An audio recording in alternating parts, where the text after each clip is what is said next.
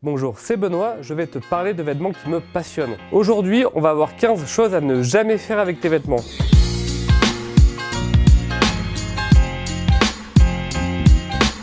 On va voir des petites choses du quotidien interdites avec tes vêtements, mais auxquelles personne ne pense. Essayer une chemise, les poignets boutonnés. Quand tu essayes une chemise, déboutonne toujours les boutons du poignet parce que sinon tu vas être tenté de forcer en passant ta main et c'est le meilleur moyen pour arracher les boutons. Donc fais-moi le plaisir d'essayer systématiquement une chemise avec les boutons du poignet défaits. Enfiler un blazer n'importe comment. Alors je sais, ça peut paraître infantilisant ce que je vais te dire, mais quand je me promène dans des magasins d'entrée de gamme, je vois beaucoup d'hommes qui galèrent à enfiler un blazer. Souvent ils enfilent une manche et puis ensuite pour enfiler l'autre c'est beaucoup plus compliqué, ils sont en train de galérer parce qu'ils n'arrivent pas à mettre l'autre manche. Et je t'assure qu'une fois tu as fait attention à cette situation, tu la vois partout. Donc n'enfile pas le bras en entier, sinon tu vas peiner pour mettre l'autre manche. Donc du coup, il suffit simplement d'enfiler partiellement une première manche pour mettre correctement l'autre. C'est aussi simple que ça. Remonter son pantalon en mettant ses doigts dans les passants. Donc là, c'est quand certains veulent remonter leur pantalon sur leur hanche en tirant sur les passants.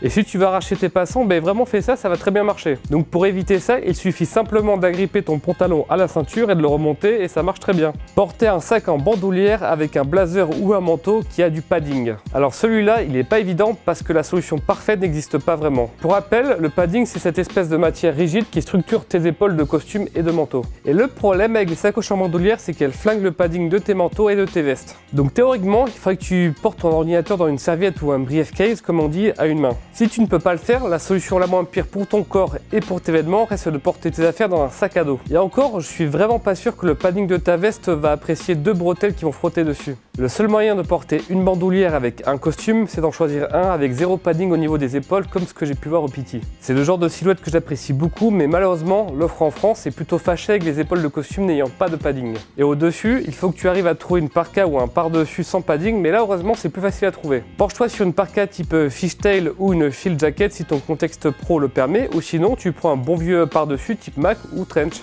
Me concernant, j'ai une norvégienne reine qui ne présente pas de padding aux épaules. Porter un t-shirt en mérino avec un sac à dos. Alors ça, c'est un problème bien connu des randonneurs qui portent des t-shirts en mérino. Quand ils portent un sac à dos, le frottement de la bretelle agrippe la laine et ça peut provoquer des trous. C'est pour cette raison que certains décident de s'orienter vers des t-shirts techniques en matière synthétique car c'est tout simplement plus résistant. Certaines marques comme Arc'teryx Leaf, qui est la gamme réservée aux forces spéciales, proposent des t-shirts en combat wool. Le problème, vu que ce sont des vêtements réservés à des forces spéciales et des militaires, c'est qu'ils sont pas faciles à trouver. Et sinon, tu as Woolenpress qui propose une gamme de t-shirts en mérino dont le fil est renforcé par des filaments en nylon. Alors j'en ai un et j'en suis vraiment super content. Faire sécher ses chaussures près d'un radiateur. Si tu as des chaussures en cuir et mouillées, ne les place pas près du radiateur en pensant que ça va les faire sécher plus vite. C'est le meilleur moyen pour que le cuir craquelle et soit irrémédiablement abîmé. Donc à la place, tu as juste à mettre une paire d'embauchoirs en bois non verni pour absorber l'humidité. En cas d'extrême urgence, tu peux toujours bourrer tes chaussures de papier journal, mais je trouve que ça préserve pas aussi bien la forme de la chaussure qu'une paire d'embauchoirs en bois non verni.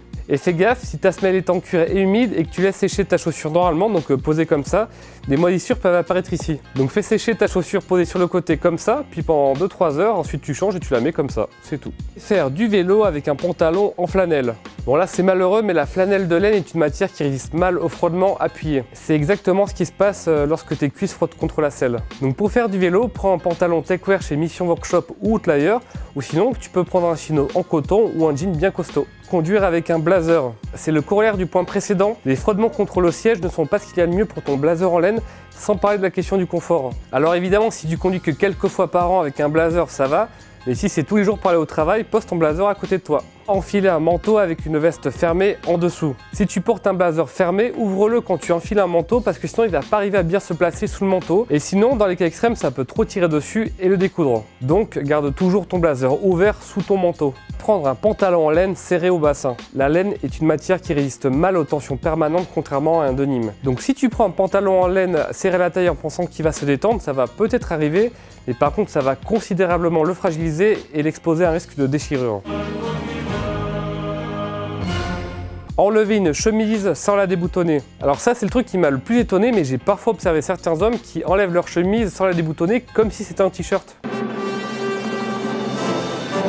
Alors ça je déconseille évidemment formellement, sauf si tu as envie de tester la résistance de tes boutons et de tes coutures. Donc si tu veux enlever ta chemise correctement, n'y a rien de magique, hein, tu la déboutonnes, c'est fait pour ça, donc le devant et les poignets. Faire sécher ses mailles sur un cintre. Bah oui, si tu fais ça, ça va déformer l'encolure. Donc fais sécher tes mailles à plat ou faute de mieux en les suspendant par le bas. Bourrer tes poches intérieures de tes manteaux et de tes vestes. Alors ça c'est le truc qui m'échappe. Quand je regarde le portefeuille d'hommes autour de moi, il est souvent mais rempli de trucs complètement inutiles. Le résultat, c'est que tu as un portefeuille qui devient trop lourd et trop épais. Et placé dans une poche intérieure de veste, ça fait des ravages en sollicitant excessivement la doublure. Donc fais une grosse cure d'amaigrissement à ton portefeuille, n'aie pas peur de sortir de chez toi sans carte d'identité pour vivre ta vie et tes rêves, et ton manteau ou ta veste te diront merci.